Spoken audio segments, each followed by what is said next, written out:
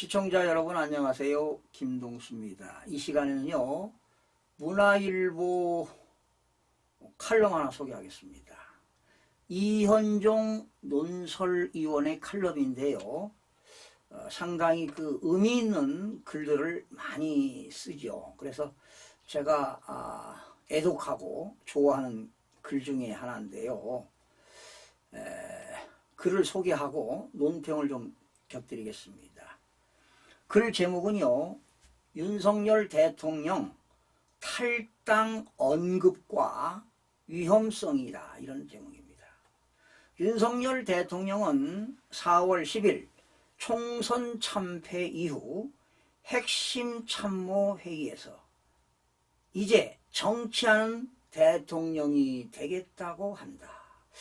자, 여기에서도 난 이현종 그 논설위원이 아주 냉철하게 글을 쓰시는 분인데 과연 부정선거를 알고 있는지 참 의문이 가요.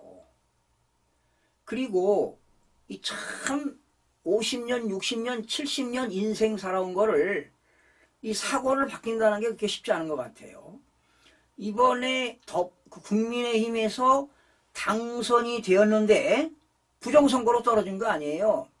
그런데 대부분 국민의힘 후보들은 이런 생각을 가지고 있다고 해요. 아마 대통령도 이런 생각을 갖고 있는지 모르겠어요. 보수는 사전투표를 적게 해서 졌다, 이런 이야기들을 많이 하더라고요. 그러니까 대통령도 부산에 가서 사전투표했지요. 한동훈 비대위원장도 했고요. 국민의힘 후보 모두가 254명이 사전투표를 했어요. 그런데 보수 진영에서 사전투표를 적게 했기 때문에 패배 원인이다, 이건 아니거든요. 이건 아니에요. 중앙선거관리위원회가 사전투표 수를 조작해가지고 위조 투표를 집어넣어서 더불어민주당이 당선된 의원들이 상당수가 있습니다. 이걸 대통령이 알아야 돼요. 그래서 하루빨리 검찰 수사하게 되면 나올 수 있습니다. 그러면 이게 대통령이 사는 길입니다, 여러분. 저는 그렇게 생각합니다. 이후 이재명 더불어민주당 대표에게 해동을 제안했다. 참패했으니까 협치하자, 이런 얘기 아니에요. 난 이거 못마땅하게 생각해요. 영수회담이 이루어졌다. 그동안 비윤이라는 이유로 당을 쌓은 오세훈 서울시장, 나경원 당선인도 만났다. 나 당선인은 지난해 당대표 출마와 관련 윤 대통령에게 수차례 면담을 요청했지만 끝내 응하지 않다가 총선이 끝나자 맨 먼저 만났다. 한동훈 전 비대위원장에게 해동을 제의했지만 한동훈 비대위원장이 건강상의 이유로 거부한 이후 아직 면담은 이루어지지 않고 있다. 당연한 얘기죠. 어쨌든 그동안 한번 눈밖에 난 사람은 잘 만나지 않던 윤 대통령이 스타일을 바꾸겠다는 의미로 보인다. 이제 윤 대통령도 변해야 되겠지요. 네? 지금 그 세상 흐름을 읽지 못하면 뒤떨어질 수밖에 없어요. 1년 6개월 동안 하지 않던 기자회견도 하고 자주 뿌리빙실을 찾는 등 스타일의 변화를 주었지만 지지율은 오르지 않고 있다. 오히려 떨어지고 있지 않습니까?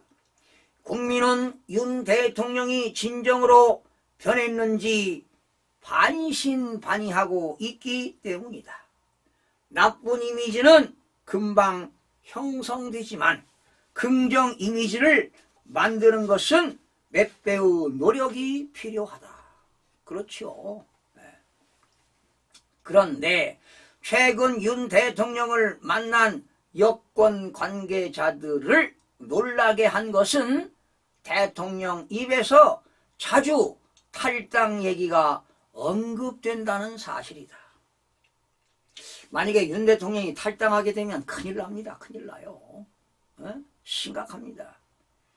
적당한 타협은 하지 않는 윤 대통령의 성격상 당이 자신과 각을 세운다면 언제든지 당을 떠날 수 있다는 경고처럼 들렸다는 것이 이들의 얘기다.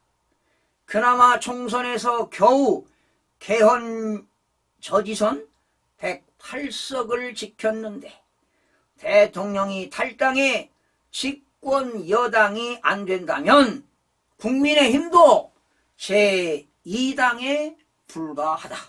네, 그런 당연한 것이죠. 대통령이 탈당했으면 지금 여소야대 아닙니까? 국민의힘도 힘이 없어요. 대통령의 여당 탈당은 5년 단임제인 대통령제인 현 제도 아래서 낯선 것은 아니다. 과거에 노태우 대통령, 김영삼, 김대중, 노무현 전 대통령이 탈당한 바 있지요. 박근혜 전 대통령은 탄핵 이후에 출당을 당했습니다. 탈당하지 않는 대통령은 이명박 대통령과 문재인 전 대통령뿐이다. 현직 대통령이 여당을 탈당한 공통된 이유는 정권 재창출의 걸림돌이 되었기 때문이다. 노태우 전 대통령은 1992년 대선을 석 달 앞두고 민자당을 떠났다. 민자당 대선 후보였던 김영삼 전 대통령과의 갈등이 주된 이유였다. 정치 구단이라는 김영삼, 김대중 전 대통령도 탈당을 피하지 못했다. YS는 임기 마지막 해이던 1977년 차남이 한보 게이트와 뇌물수수 혐의로 체포되자 대국민 사과를 했고 급기야 IMF 사태까지 터지자 여당인 신한국당을 떠났다. 당시 대선 후보였던 이해창 압력이 컸다. 김대중 전 대통령도 취임만 4년을 지난 1532일 만에 아들 문제로 대국민 사과를 한 후 쫓겨나듯 여당 당적을 버렸다. 그러니 김대중 대통령하고 김영삼 대통령은 아들 때문에 이렇게 탈당까지 하고 힘든 고비를 가졌죠. 노무현 전 대통령은 4년이 막 지난 1465일 만에 여당인 열린우리당을 떠났다. 바로 지지율이 추락했기 때문이다. 그러나 윤 대통령은 아직 임기가 3년이나 남았다는 사실이 역대 대통령과는 다르다. 만약 탈당이 현실이 되면 윤 대통령이 마주할 정치 현실은 상상하기 어렵다. 아직 경고성 언급이기는 하지만 이렇게 탈당해 버리면 192석을 가진 야당의 먹잇감만 될 뿐이다. 이거 틀린 얘기 아닙니다. 이거 윤석열 대통령이 심각하게 생각해야 돼요. 지금이라도 탈당과 같은 극단적 구상이 아니라 정치하는 대통령이 되려면 세 가지를 실천해야 한다. 첫째, 스스로 변해야 한다. 지금과 같은 스타일대로 국정을 운영한다면 최악의 상황에 직면할 수밖에 없다.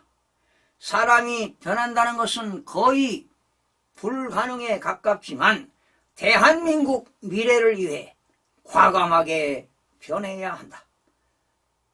뭐가 문제인지 많은 언론과 여론이 지적한 바다. 저는 개인적으로 말이죠, 윤석열 대통령께 당부드리는 말씀이 있습니다. 부정선거가 이루어지고 있어요. 중앙선거관리위원회 수사를 해서 어떤 놈이 누구 어떤 세력에 의해서 조작을 해서 이렇게 부정선거 했는가 밝히면 윤 대통령은 역사의 크나큰 위대한 인물이 될 겁니다. 재선거해야 됩니다. 4월 10일 선거는 부정선거입니다. 부정선거예요. 지금 국민의힘이 108석을 얻었지만 부정선거를 안 했다면 비례대표까지 합쳐서 169석을 얻게 되는 것입니다. 이걸 과연 대통령이 모르고 있는가 말이지요. 참 답답합니다. 네? 부정선거 이거 밝히셔야 됩니다. 네? 수사하고 다시 재선거한다면 아마 200석도 없고 아마 엄청난 인기가 올라갈 거라고 봅니다. 윤석열 대통령은 검사 생활을 수십 년 했잖아요. 네? 이 내용 알 거 아니에요? 네? 지금 대통령의 정체성에 의심이 간다는 거 아니에요. 네? 앞으로 임기 3년 남았습니다. 이 국정 운영을 안정적으로 하기 위해서는 부정선거 막으시면 됩니다. 저는 그렇게 생각합니다. 둘째, 한동훈 전 위원장을 적극 품어야 한다. 그렇죠. 뭐 국민의힘을 위해서 참 각고의 노력을 했는데 아마 허망할 겁니다. 그런데 저도 잘 모르겠어요. 어떤 사고를 가지고 있는지. 정체성이 좀 불분명하지요. 지금 지지층은 친한 대 친윤으로 갈라져 있는 것이 현실이다. 친윤과 친한이 지금 갈라져 있다는 거예요. 저는 잘 모르겠습니다. 과거 보수가 박 전 대통령 탄핵 찬성대 반대로 갈라져 공멸한 것과 같다. 뭐 틀린 얘기는 아닌 것 같고, 지금 당에서 벌리고 있는 백서 논란과, 여러분 선거 백서 의미 없어요. 부정선거로 당선이 되고 낙선이 됐는데 무슨 백서가 필요합니까?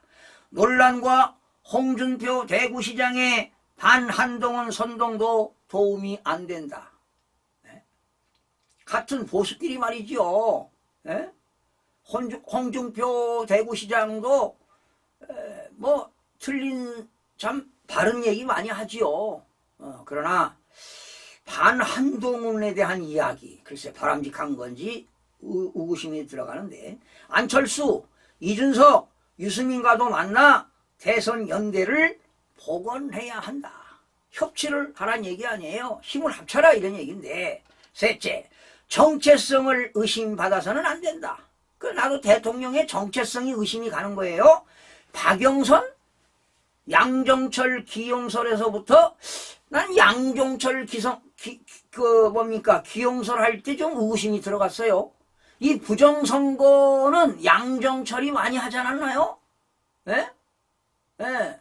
양정철이 중국에도 갔다 오고 말이죠. 외부 세력이 분명히 있어요. 양정철은 알 겁니다. 예. 그렇다면 대통령도 알 거란 말이에요. 예? 이번에 부정선거로 당선된 거를 알 건데, 이 사고가 말이죠. 야, 우리 보수가 사전선거를 많이 참여하지 않아서 진 거야. 이런 생각을 가지고 있다면 이거 잘못된 거 아니에요? 박영선, 양정철, 기용설에서부터 함성득, 이혁백 비선 대화를 보면서 윤 대통령이 과연 보수의 대표자인지 의문을 가진 지지자들이 늘었다. 이거 참 의미 있는 얘기예요. 마치 윤 대통령이 적과 내통하고 있다는 인상을 주고 있다. 에? 외부 세력과 내통하고 있다는 거 아니에요. 보수 인사들에게 매정하던 윤 대통령이 문재인, 이재명 세력에 열려 있다면 배신감이 클 것이다. 여러분, 윤 대통령은 이제 임기 대통령 당선됐으니까 앞으로 임기가 3년 남았는데 3년을 보장해 준다면은 너희들과 야합하겠다는 거 아니에요? 이런 얘기 아닙니까? 오늘 8.15 특사 때 김경수 전 경남지사를 복권한다는 얘기까지 나온다. 공정과 정의라는 윤석열 대통령의 상징이 훼손된다면 마지막 남은 지지층조차 등을 돌릴 것이다. 틀린 말씀이 아니에요. 아마 윤석열 대통령이 과감하게 혁신하시면 반드시 성공하는 대통령이 될 겁니다. 부정선거를 했잖아요. 부정선거를. 그러면 총 대한민국의 통수권자가 부정선거를 밝혀야 되지 않습니까? 모르고 있는 건지 도대체가 알 수가 없습니다. 부정선거 밝혀야 돼요. 다시 재선거해야 됩니다. 지금 제가 서울 지역 이제 분석이 이제 조만간 있으면 다 끝납니다. 서울 지역에서도요, 많은 낙선자들이 당선으로 변경되는 후보들이 많이 나왔어요. 전국적으로 비례대표까지 합치면 169석입니다. 과반수 훨씬 이상을 차지했어요. 그러면 남은 임기 3년 동안은 안정적으로 가는 거 아니겠습니까? 이제 이거 밝히지 못하고요, 어정쩡하게 가신다면은 또 탄핵 대상이 될 수가 있어요. 변해야 됩니다. 과감한 용기를 가지시고 혁신해야만이 정체성을 인정받을 수 있고요, 윤석열 대통령이 위대한 대통령으로 남을 것입니다. 반드시 부정선거를 밝혀주시기를 간곡히 부탁을 드립니다. 시청자 여러분 고맙습니다.